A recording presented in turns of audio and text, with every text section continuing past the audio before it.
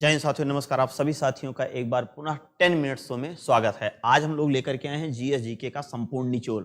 अभी तक हम लोग टॉपिक वाइज पढ़ रहे थे, लेकिन हम चाह रहे हैं कि जीएस जीके का संपूर्ण निचोड़, history, geography, polity, economics, science, current जो भी है पूरा मिसलेनियस लेकर के आएंगे।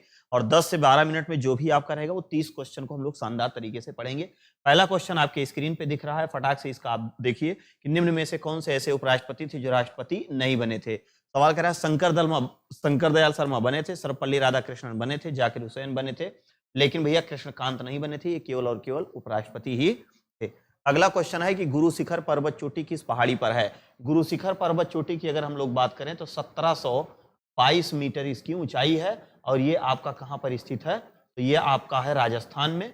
राजस्थान में है, राजस्थान में है, तो राजस्थान में कौन सी पहाड़ी आपकी पड़ेगी? अरावली पहाड़ी। अरावली पहाड़ी की अगर हम लोग बात करें तो ये वलित पर्वत श्रेणी है। वलित पर्वत श्रेणी की अगर हम लोग बात करें तो ये विश्व की सबसे पुरानी वलित पर्वत श्रेणी है।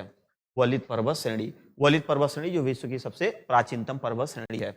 अगला क्वेश्चन है कि निम्न में से किस राज्य में सर्वाधिक राज्यसभा सीटें हैं।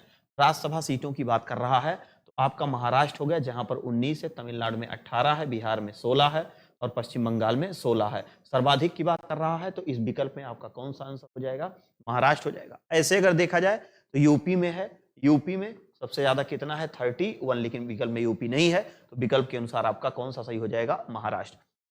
अगला क्वेश्चन है कि असहयोग आंदोलन किस वर्ष स्थगित किया गया था। देखिए, असहयोग आंदोलन की जो शुरुआत हुई थी, तो शुरुआत की अगर हम लोग बात करें तो इसकी जो शुरुआत हुई थी वो 1920 से हुई थी, लेकिन 5 फरवरी 1922 को चौरा चौरी नामक स्थान पर एक घटना घट गई, जिसके कारण 12 फरवरी 1922 को महात्मा गांधी जी ने बारदौली में एक मीटिंग बुला करके और वहीं पर इसको क्या कर दिया गया था? स्थगित किया गया था। तो कब किया गया था? तो ये आपका 12 फरवरी को, 12 फरवरी 1922 को, 12 फरवरी 1922 को स्थगित किया गया था। अगला क्वेश्चन है, अगला क्वेश्चन, भारत का प्रथम सफलतापूर्वक प्रक्षेपित उपग्रह कौन सा है। तो पहला कौन सा है भैया? आर्यभट्ट है, जो रसिया के द्वारा किया गया था। डॉल्फिन किस वर्ग का उदाहरण है?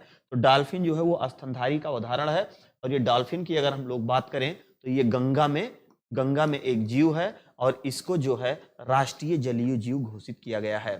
राष्ट्रीय जलीय जीव घोषित किया गया है।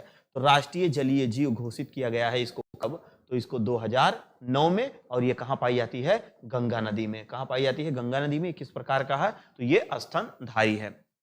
अगला क्वेश्चन है कि भारतीय सैन्य अकादमी किस वर्ष देहरादून में, क्वेश्चन तो यही पूछा जाता है भारतीय सैन्य अकादमी है कहां, तो भैया देहरादून। देहरादून आपका कहां पर है?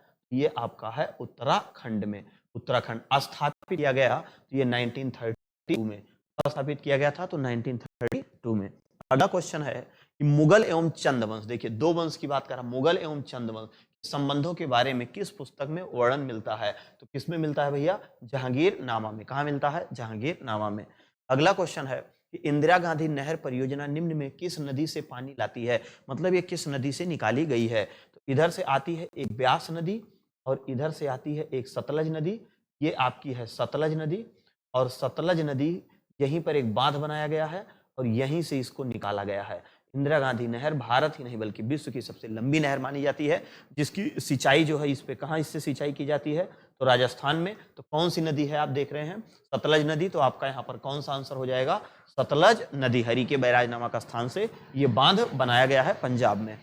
अगला क्वेश्चन है हीराकुंड परियोजना। देखिए हीराकुंड की अगर हम लोग बात करें तो ये बांध जो है वो भारत का सबसे लंबा बांध माना जाता है। किस नदी का किस नदी पर प्रयोग किया जा रहा है, मतलब बनाया गया है, तो ये किस नदी पर बनाया गया है? महानदी पर। महानदी का उद्गम अगर होगा तो अमरकंटक की चोटी से होता है और जो है बंगाल की खाड़ी में जाके क्या बनाती है? डेल्टा। महानगी, नगी नहीं बल्कि महानदी हो जाएगा। अगला क्वेश्चन है कि निम्न में से किस राज्य में कर्क रेखा नहीं गुजरती है। तो भारत के 8 राज्यों से होकर गुजरती है। गुजरात से गुजरती है, राजस्थान से गुजरती है, त्रिपुरा से गुजरती है, लेकिन अरुणाचल प्रदेश से नहीं गुजरती है। 8 राज्यों से ये टोटल गुजरती है। कितने राज्यों से गुजरती है? 8 राज्यों से होकर के गुजरती है। इधर गुजरात है, फिर राजस्थान है, फिर मध्य प्रदेश है, छत्तीसगढ़ है, झारखंड है, पश्चिम बंगाल, त्रिपुरा है और मिजोरम है। तो 8 राज्यों से होकर गुजरती है। चाहे पश्चिम से क्रम पूछे चाहे पूरब से क्रम, तो भी आप आसानी से इसको लगा लेंगे। अगला क्वेश्चन है कि निम्न में से किस भारतीय या है, भारतीय राज्य की सीमा बांग्लादेश से नहीं लगती है। तो बांग्लादेश से नहीं लगती है, असम की लगती है भैया, त्रिपुरा की लगती है, मेघालय की, लेकिन मणिपुर की नहीं लगती है। बांग्लादेश से कितने राज्यों की सीमा लगती है? 5 राज्यों की सीमा, 5 राज्यों की सीमा लगती है। ये असम हो गया, त्रिपुरा हो गया और मेघालय, इसके अलावा पश्चिम बंगाल है और त्रिपुरा है। कुल मिला के 5 राज्य हैं और टोटल इसकी लंबाई अगर बात की जाए तो 40-96 किलोमीटर है।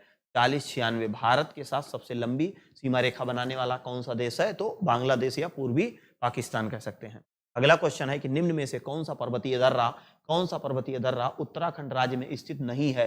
देखिए बहुत ध्यान से आपको सवाल पढ़ना, जल्दबाजी में आपको गलत नहीं करना है। लिपुलेख जो है उत्तराखंड में है, मानाला है, नेमा है, लेकिन सिपकीला दर्रा आपका नहीं है। सिपकीला दर्रा आपका कहां पर स्थित है? तो ये भैया आपका है हिमाचल प्रदेश में, हिमाचल प्रदेश में। और इसी से जो है भारत में सतलज नदी प्रवेश करती है। सतलज नदी का प्रवेश, इसी दर्रे से ही सतलज नदी का प्रवेश होता है। कहां पर? तो भारत में, भारत में इस नदी का प्रवेश होता है सिपकीला दर्रा से। अगला क्वेश्चन है कि निम्न में से किस देश का भूमध्य सागर के साथ तट नहीं है? तट नहीं है तो 11-12 देशों का साथ है, लेकिन उसमें से भैया जर्मनी एक ऐसा देश है जो भूमध्य सागर की तटीय सीमा नहीं बनाता है। अगला है निम्न में से कौन सी शीत मतलब ठंडी धारा नहीं है? ठंडी धारा नहीं है। कैलिफोर्निया की धारा है जो आपके कहां पर है? ये उत्तरी अमेरिका के पश्चिमी तट पर है। बेंगुला की धारा है जो अफ्रीका महाद्वीप के पश्चिमी तट पर है। ओसियुस्को की धारा, और ये जो है ये भी ठंडी जलधारा है, लेकिन जो है नॉर्वे की ये किस प्रकार की है? ये गर्म जलधारा है। कैसी जलधारा है भैया? ये गर्म जलधारा है। जलधारा वाला टॉपिक हम अच्छे से पढ़ाए हैं, जाके वहां से आप इसको अच्छे से देख सकते हैं। अगला है कि निम्नलिखित में से कौन एक ग्रीन हाउस गैस नहीं है? तो ग्रीन हाउस गैस मेथेन, जो ऑक्सीजन जो है वो नहीं है। कौन सी है? ऑक्सीजन नहीं है। अगला क्वेश्चन है कि भारत के 15वें वित्त आयोग, 15वें वित्त आयोग की बात कर रहा है। 14वें वित्त आयोग जो थे वो वाई.वी. रेड्डी थे, लेकिन 15वें की बात कर रहा है तो नंद किशोर सिंह है।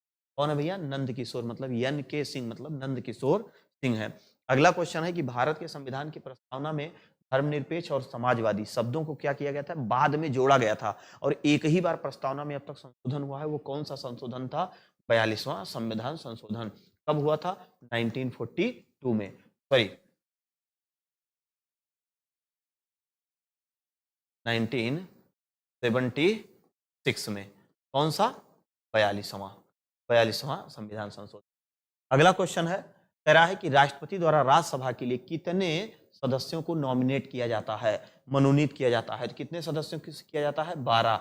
ये किस क्षेत्र से जुड़े होते हैं? ये शिक्षा से जुड़े होते हैं, साहित्य से जुड़े होते हैं, विज्ञान से जुड़े होते हैं, साहित्य से जुड़े होते हैं, समाज सेवा से जुड़े होते हैं, समाज सेवा से जुड़े होते हैं, है ना, कला से जुड़े होते हैं, और ये विज्ञान से। खेल इसमें शामिल नहीं है। इन क्षेत्र से जुड़े होते हैं। आर्टिकल 80(4) के तहत राष्ट्रपति क्या करता है? 12 सदस्यों को नॉमिनेट करता है। कहां पर? तो अपर मतलब उच्च सदन में। अगला क्वेश्चन है कि सर्वोच्च न्यायालय के न्यायाधीश किस आयु में सेवानिवृत्त होते हैं? देखिए सर्वोच्च न्यायालय की बात कर रहा है, तो सर्वोच्च न्यायालय की बात करेगा तो आर्टिकल 65 ईयर में। अगला क्वेश्चन है, राष्ट्रपति द्वारा अपना त्यागपत्र संबोधित किया जाता है, मतलब राष्ट्रपति अपना त्यागपत्र किसको देते हैं? तो किसको देते हैं? उपराष्ट्रपति को। अगर उपराष्ट्रपति नहीं होते हैं तो ये भारत के मुख्य न्यायाधीश को सौंपते हैं।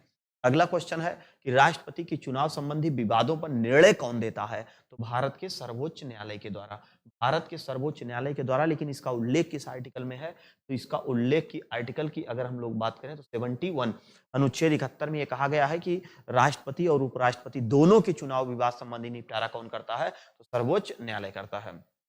अगला है, भारत का संविधान अंगीकृत किया गया था 26 नवंबर 1949 को। अंगीकृत, अधिनियमित और आत्मर्पित कर लिया गया था, और लागू 26 जनवरी को हुआ था। अंतिम बैठक 24 जनवरी को हुई थी। भारत के उपराष्ट्रपति को हटाने का प्रस्ताव लाया जाता है।